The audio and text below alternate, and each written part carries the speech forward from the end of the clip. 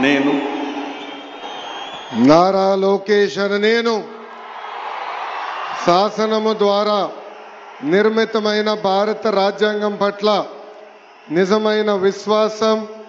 విధేయత చూపుతానని, భారతదేశ సార్వభౌమ అధికారాన్ని సమగ్రతను కాపాడుతానని,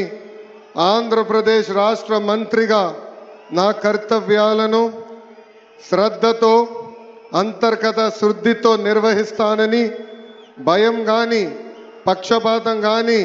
రాగద్వేషాలు కానీ లేకుండా రాజ్యాంగాన్ని శాసనాలు అనుసరించి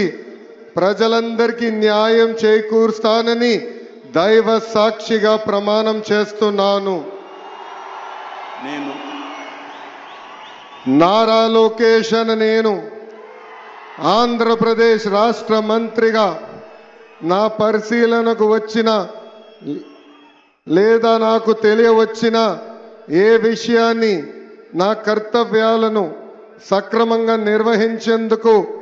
అవసరమైన మేరకు తప్ప ప్రత్యక్షంగా కానీ పరోక్షంగా కానీ